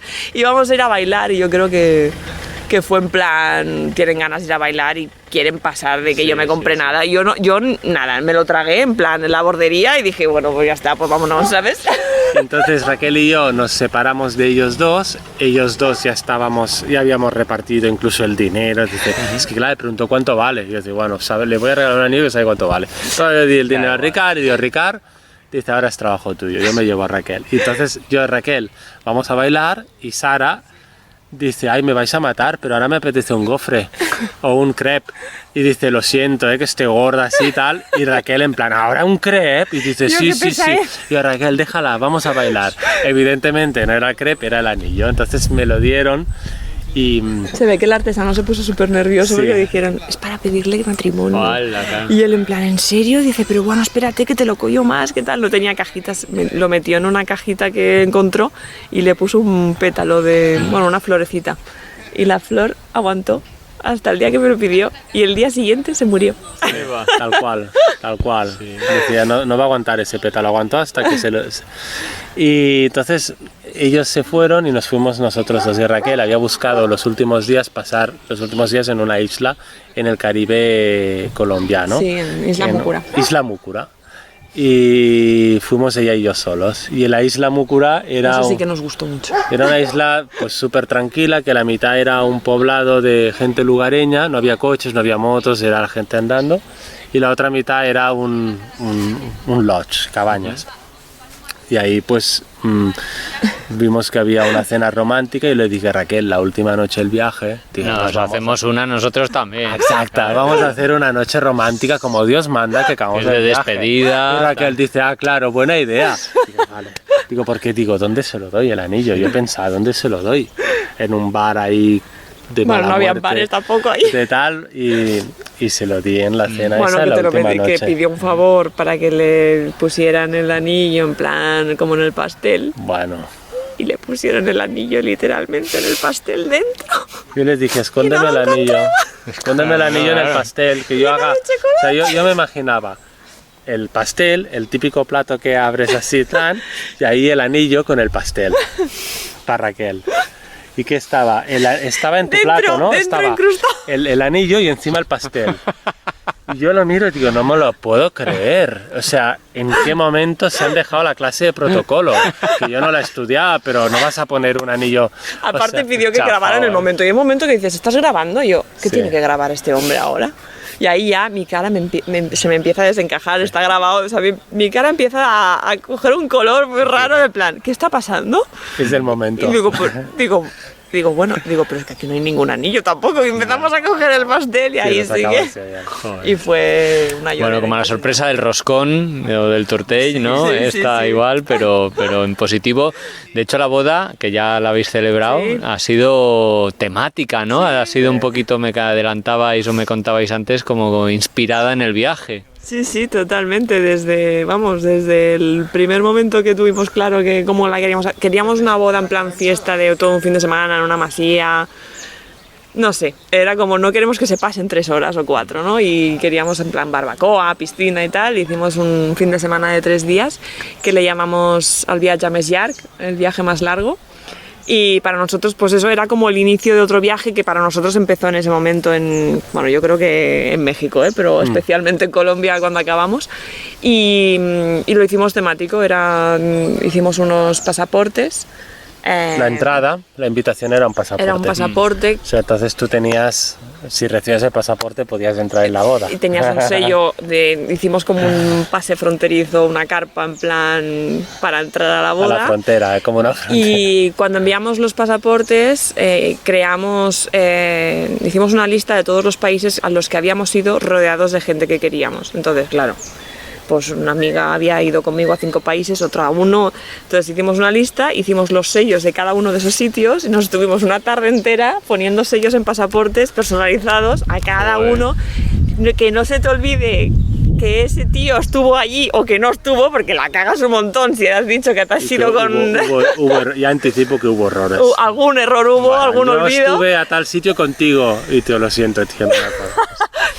Pero intentamos que todo el mundo tuviera todos los viajes que había hecho con uno, con el otro, con los dos en ese pasaporte y luego que fuera el sello final fuera la boda. Y el ritual que hicimos de la ceremonia también incluyó fuego como símbolo de los volcanes de Guatemala, agua que cogimos de playas que nos gustan aquí de Cataluña y de Menorca, pusimos copal como símbolo del elemento aire y como recuerdo también a México y a Guatemala.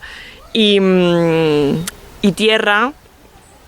Pusimos flores de cempasúchil de México, de las que se ponen el Día de Muertos. Había como un círculo también para recordar a los que no estaban, mis abuelos y sus abuelos y tal.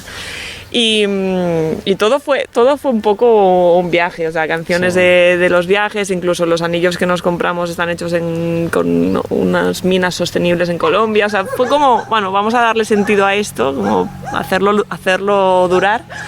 Y fue precioso. Sí que es cierto que cuando se acaba una boda así te queda un vacío porque estuvimos preparándolo con tanta historia, ¿sabes? Cada día era una cosa distinta que luego y bueno, pero sí que lo llenamos con un viaje a Tanzania, que es donde hicimos el viaje de la luna de miel, digamos. Que ese viaje ha sido bastante importante para vosotros porque, bueno, ha expoliado o ha dado la creatividad para iniciar un proyecto que me gustaría que me contarais, que se llama Trip to Help, y me gustaría un poco que me comentarais la génesis de ese proyecto, que en el fondo quiere ayudar a viajeros bueno, mejor contarlo vosotros. Sí.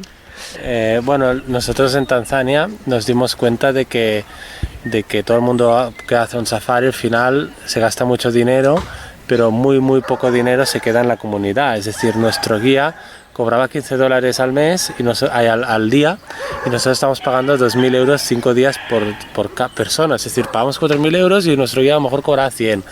Y fue como, qué fuerte, porque hablando con él, claro, me decía, nuestro jefe está haciendo hoteles. Y yo decía, me parece muy fuerte que yo esté pagando 4.000 euros y tú solo ganes $150. Más tips, más las propinas que te invitan a dar ya. Entonces, después del safari, que es espectacular, es espectacular, fuimos a ver una ONG. Y ahí conocimos a Cornelia, la fundadora, y vimos todos los proyectos de la ONG que hacía escuelas con educación gratuita. Incluso pudimos apadrinar a una niña por casualidades de la vida con Cornelia, que fuimos a ver familias pobres. Y a Cornelia, que tuvimos mucha relación, tiene, aparte de la ONG, se financia con el turismo, ¿vale? Y es una idea muy buena porque al final el turista, cuando disfruta del viaje, a la vez está ayudando a los niños que tengan educación. Entonces esto nos parecía muy interesante como concepto y que no conocíamos. Saliendo del voluntariado o volunturismo, ¿no? Sí, sí. O sea, Es decir, tú allí no vas a hacer voluntariado, puedes, hay otro programa, pero vas a hacer un safari, vas a hacer una inmersión Masái, pero el dinero se queda allí. Porque sí que es lo que vimos que, o sea, al final el 80% de los viajeros que van a África, del mundo occidental, van con paquetes. De ese dinero que invierten, el 85% se invierten en aerolíneas, en turoperadores, en agencias o en hoteles. ¿Cuánto dinero se queda en África? Sí que es verdad que, bueno, pues lo mismo que en Europa, ¿no? O sea, al final también el dinero también se distribuye en los mismos agentes, pues que África es un país en desarrollo y no entraremos en los motivos por los cuales está en desarrollo porque nos podríamos estar... Pero es como, si vas allí, deja una huella positiva. No te enriquezcas tú solo porque te enriqueces un montón cuando vas a África y luego vuelvas... comprar artesanías y digas, ya está. Y ya está, ¿no? O sea, invierte tu tiempo en pasártelo bien y disfrutar de algo espectacular, pero sabiendo que un dinero que tú inviertes se queda allí, porque sí que es cierto que hay muchos modelos de turismo de locales. Yo creo que estamos muy habituados ya, o al menos el mundo viajero, a decir, bueno, si voy a Perú o si voy a Guatemala, que menos que tener un guía local, ¿no? Ese chip ya lo hemos hecho, ¿no? Yo no busco un guía catalán en medio de Tanzania. Pero sí que es cierto que esto también tiene una trampa, porque ese guía local a lo mejor cobra tu propina, o cobra muy poco, o no tiene un contrato justo, o estás invirtiendo en una agencia local que es totalmente lícito, porque todo el mundo tiene derecho a invertir y hacer dinero, pero sí que es cierto que hay mucha gente enriqueciéndose individualmente y poco reparto equitativo en las comunidades locales. Y no te enteras del poco efecto que estás haciendo, ¿no? Y entonces, si el capitalismo ya es injusto en cierta medida en Europa, pues ahí es más aún. Es más agresivo. El que tiene más diferencias, ¿no? Entonces aquí es donde Trip to Help, y hablando con las ONGs, dijimos, vamos a intentar concienciar a la gente que quiere hacer un safari, que lo puede hacer igual, porque al final la experiencia será la misma. En hoteles es verdad que los hoteles son más sostenibles, más pequeños, de negocios locales, pero que el dinero se queda en la comunidad. Entonces en Trip to Help lo que hacemos es ofrecer experiencias como safaris, pero a la vez el turista puede visitar los proyectos el día antes de hacer un safari, puede ver las escuelas, puede ver el orfanato, puede ver centros de formación. Entonces puede preguntar y estar en contacto y saber dónde se queda su dinero, porque al final es del 100% que pagas, el 80% se queda en el territorio, ya sea o en un proyecto de ONG o proyecto social, o en una comunidad o cooperativa local. Entonces de momento tenemos ruta Tanzania y ruta Perú. Y la gracia de todo esto es que son rutas que nosotros abrimos, es decir, que somos como travel curators. Vamos allí, seleccionamos lo que más auténtico nos ha parecido y más real y donde puede haber más impacto, y entonces ahí dirigimos a los viajeros para que vivan la misma experiencia o mejor, ¿no? Pero un poco como que seleccionamos primero. Y entonces, pues de momento tenemos Perú, de cuando fuimos a Perú. Podríamos abrir otras cosas, pero tenemos que contactar a los sitios donde fuimos. No queremos empezar a vender experiencias que no hemos vivido, queremos ver primero que realmente cumple con nuestros valores y lo que queremos ofrecer y que nos guste, ¿no? Entonces Tanzania es el ejemplo ideal porque detrás hay una ONG y tú ves los proyectos, como los niños están estudiando en inglés y en calidad, como hay un centro médico donde los locales de toda la zona pueden ir ahí y curarse, y la historia es muy potente como para no aprovecharla, ¿no? Sí, pues rompemos un poco la dicotomía. Sí que es cierto que hay mucho debate entre es posible el desarrollo sostenible, el turismo y el desarrollo sostenible son antagonistas o son cooperantes, o sea, y en muchos modelos son antagonistas, en muchos, pero en este preciso sí que, o sea, las contradicciones no las podemos evitar nunca, o sea, no todo es perfecto, pero sí que es cierto que al menos intentamos que, aparte, el turista puede ver dónde va el dinero y en realidad todo ese dinero se reparte equitativamente, por lo cual sí que invierte un poco o se va a una línea lo más sostenible posible, tratando la sostenibilidad no como algo ambiental únicamente, que estamos muy acostumbrados ya al concepto sostenible ambientalmente, sino que la sostenibilidad al final es un círculo que se nutre entre la sostenibilidad ambiental, la social, la cultural, la política. O sea, al final no sirve de nada que vayas a un alojamiento, a una cabaña ecosostenible que reutilizan el agua y que tiene placas solares, si todo el que trabaja allí no tiene un contrato justo, si no son de esa comunidad y a lo mejor contratan a gente viajera de por otro sitio, que está muy bien, pero eso no es sostenible en su conjunto, o no respetan la cultura. Por ejemplo, irte a las islas Fiji o irte a Indonesia y ver que todo es precioso, pero la cultura se está perdiendo porque no se toma en cuenta, porque hay mucho más turista que cultura propia casi, ¿no? Entonces entendemos la sostenibilidad como un círculo de muchas cosas que se retroalimentan y no solo la medioambiental. Y entonces pues el proyecto ha nacido hace 2 meses o 3. Sí, 2-3 meses. Y de momento tenemos una pareja que va a Tanzania ahora de viaje ahora en julio, otra persona en septiembre, una familia que seguramente viaja ahora. Esto os quería preguntar, que ¿vosotros sois agencia o ponéis en contacto, sois mediadores con agencias locales o vosotros juntáis los grupos o cómo funciona esto? Nosotros legalmente nos hemos dado de alta como una agencia de viajes, aunque en la descripción no pongamos que somos una agencia de viajes. La actividad más parecida es esta, entonces estamos de alta y tenemos los seguros de responsabilidad civil que nos pide a nivel legal. Entonces los grupos no juntamos a gente, o sea, normalmente son experiencias de grupos privados, es decir, si tú, Pablo y Itziar, queréis ir a Tanzania, pues si queréis iréis solos con el guía Masai que tendréis, pero no os juntaremos en principio por un tema también de volumen. Claro, son sitios muy pequeños que no van en masa, por lo cual es muy difícil juntar grupos. Es muy difícil juntar grupos y a lo mejor hay un grupo de Alemania y tal y justo hacen el safari desde la ONG y se pueden juntar, sí, pero claro, yo con los alemanes no nos comunicamos, entonces son experiencias privadas. Y en realidad actuamos, digamos que nuestra posición en el mapa es actuamos de prescriptores, pues somos viajeros, nuestra pasión es eso y queremos que no solo sea nuestra pasión, sino que sea nuestra vida, sí. Que ya ha empezado a serlo. Entonces investigamos y viajamos, claro, requiere una inversión, obviamente, para ahí rascar y encontrar o descartar muchas cosas, y luego actuamos como de ventana, o sea, al final somos un vehículo para llegar a una experiencia que es muy auténtica, muy única, pero que tiene un impacto positivo, por lo cual somos intermediarios del mundo viajero, digamos, hacia el destino que tenga digamos, un impacto positivo. Y nos quedamos una comisión que es transparente y lo ponemos en la web, pues es el plan, el 20% Trip to Help, el 80% en la comunidad. Bueno, pues qué bonito proyecto, ¿no?, de vida, porque ahora es a lo que os dedicáis a tiempo completo, ¿no? Sí que en estos tiempos habéis camperizado una furgo que la tenemos aquí arriba en la Meeting Camper y que ha quedado súper bonita y que con ella haréis viajes. Pero bueno, hasta que os habéis decidido a arrancar este proyecto viajero a consecuencia del viaje de novios por Tanzania, durante la vuelta de ese gran viaje también estuvisteis trabajando en otros proyectos. ¿Fue complicado el regreso de ese gran viaje o como ya teníais previsto que fueran 5 meses, la vuelta fue fácil?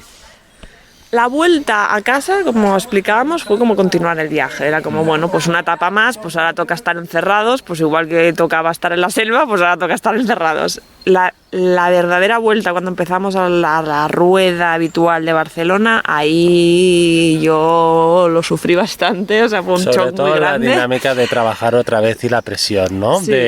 De ya no quieres volver hacia atrás a lo que habíamos hecho de hay que vender más.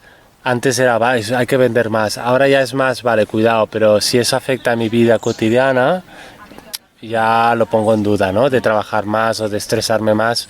Y a mí me pasó un poco lo mismo, cuando estaba trabajando en 2 proyectos como consultor, autónomo, freelance, que al final estudia economía, pero te áreas de web y marketing. Y hubo un momento que dije, hostia, es que no quiero entrar, estoy entrando en NK y no quiero entrar. Entonces dejé los dos otra vez de golpe. O sea, es un poco... Yo creo que el síndrome este del burnout o la ansiedad te hace que cuando la has aprendido bien y la has sufrido bien, yo creo que el cuerpo te hace unas alertas. La reconoces. La reconoces y pasa a lo físico. O sea, al final antes era mental, en plan estoy estresada, no respiro, estoy todo el rato. Pasa a lo físico, o sea, te empiezas como entre comillas, como a apalancar, tu cuerpo no fluye igual, no tienes la misma concentración y es que en plan...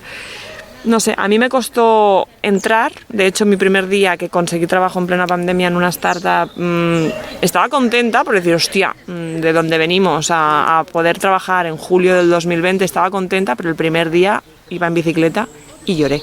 Y llamé a mi madre y le dije, mamá, estoy llorando y estoy en mi nuevo trabajo y adoro esta empresa, adoro el proyecto y su misión. Digo, pero no puedo parar de llorar. No sé qué me pasa. Y allí busqué ayuda porque dije, hostia, tampoco puede ser que un viaje no te permita ser feliz en el sitio de donde vienes, ¿no? Y ese es el aprendizaje de poder viajar sin estar viajando también, como sea, porque si no, es un sentimiento de inconformismo total y de malestar contigo mismo porque no estás rodando y porque no estás aprendiendo tanto. A mí me pasaba, yo ya no aprendo. Yo si no viajo no aprendo. Estoy aquí que parezco que estoy, no en una cárcel, y nadie me prohíbe leer libros y nadie me prohíbe aprender, pero no es la misma manera y es como estoy aquí enclaustrada, mi vida es un día igual que el otro y eso a mí me costó un montón. Luego ya empiezas otra vez hasta que llega un punto que yo que sé, para mí por ejemplo, pues mi empresa, pues esa empresa que me gustaba tanto, pues dijo que Europa no era necesaria y nos echaron a todos. Entonces vuelves otra vez a decir, vale, ¿y ahora qué? Y tienes como otra segunda oportunidad para decir, ¿qué quiero hacer? Y aquí es cuando ha venido trip2help.org como una señal del universo, decir, es el momento. Seguramente si no te hubieran pasado estas experiencias no hubieras llegado a esta conclusión. Forma parte de lo que eres, antes no lo eras así, ahora forma parte, pues sácalo y canalízalo en un proyecto que te llene y estamos en ello. Así como para ir haciendo una conclusión, ¿qué otras cosas creéis que habéis cambiado a raíz de este viaje? ¿Qué se han cambiado de vosotros, de ver la vida o de modo de ser? Mira, yo... me cuesta mucho opinar sobre cosas que no he visto y conocido. Es decir, ya no opino tan libremente de, mira, estos que hacen, porque lo que nos... Mira, yo, por ejemplo, Bolivia, a nivel político, nosotros llegamos justo cuando hubo la revolución, echaron a Evo Morales. Antes de entrar en Bolivia, yo llamé a mi amigo periodista especialista en temas internacionales, dime, hazme 10 minutos cómo está el tema Evo. Cuando llegamos ahí era totalmente distinto. Entonces yo decía, pero es que esto en España no llega. Y ahí me di cuenta de que es muy difícil opinar sobre otros países, sobre otras regiones, sobre otras culturas. Es mejor callarte y decir, bueno, cuando lo conozca un poco, mejor opino. Pero no por leer o por ver las noticias o por algo puedes, según tener qué opinión. Y eso es una cosa que ahora mismo yo me freno mucho antes de criticar o de opinar. Yo creo que el viaje te aporta muchas cosas y de hecho cuando tengamos hijos... Estoy embarazada. Oh, enhorabuena. Sí. En directo. En directo, y hay gente que no lo sabe, no sé cuánto. No sé cuánto. ¿Quieres canalizar esa manera de vivir con las personas que van a venir, ¿no? Con tu hijo? Te amplía la tolerancia, la curiosidad es increíblemente distinta a la que tienes en una rutina. El respeto y la valoración de las cosas. Llegamos del viaje y nos metimos en la ducha varios días consecutivos y el chorro que te caía era adoración máxima. Y da pena cuando dejas de admirarlo tanto, ¿eh? O sea, eres mucho más consciente que antes. Yo siempre que me ducho pienso en el agua, ahora, pero no de la manera tan intensa como cuando llegamos del viaje.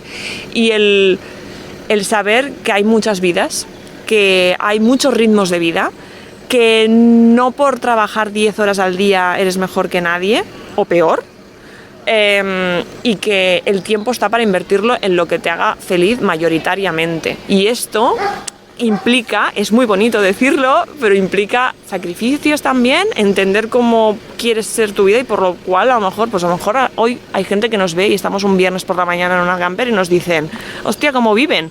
Bueno, pues que a lo mejor no me voy de cena cada viernes, a lo mejor no tengo un sueldo fijo, a lo mejor no me compro ropa. Yo no me compro ropa desde hace 2 años y me compraba ropa cada vez que cobraba.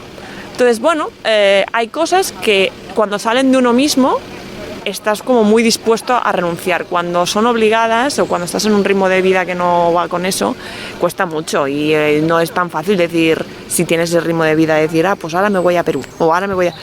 Pero cuando bajas y dices, es que a mí lo que me llena es esto, a lo mejor no te gastas nada, pero te gastas 600 euros en un vuelo que te llena la vida durante muchos meses. Entonces, ya está. Es una manera más de ver la vida y espero que dure mucho y que podamos canalizarla y ves a saber las vueltas que da, pero da como reparo, pensar, ¿podremos vivir así siempre? Pero bueno, esto que hacemos hoy en Meeting Camper, las jornadas de los grandes viajes, los podcasts vuestros y todo Gracias esto alimentan que esto es posible, ¿sabes? Es como, son una chispa de esperanza. Sois el alimento necesario. Sí. Bueno, muchísimas gracias por la parte que nos corresponde, de verdad. Quien quiera saber un poquito más de los proyectos, de vuestros viajes, redes sociales, web, ¿dónde os pueden encontrar las diferentes? Los Instagrams, el Trip to Help, que es el relacionado con los viajes, y el más relacionado de ocio nuestro es lo más lejos del mapa, que hay cosas más de la furgo y tal. Es como escapadas que hacemos y tal.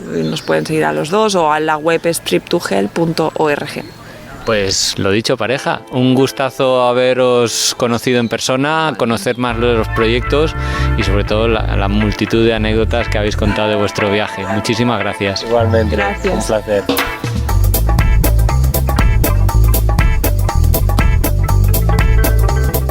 Y esto ha sido todo por hoy. Os quiero dar las gracias por haber escuchado hasta aquí. Si os ha gustado mucho, compartidlo, dadle al like o... bueno, poner cualquier comentario que os parezca relevante porque eso nos da mucha energía y ganas de seguir adelante con este proyecto. Un saludo a todos los oyentes de Radio Viajera, iVoox, iTunes, Spotify o allí donde nos estéis escuchando y hasta la semana que viene.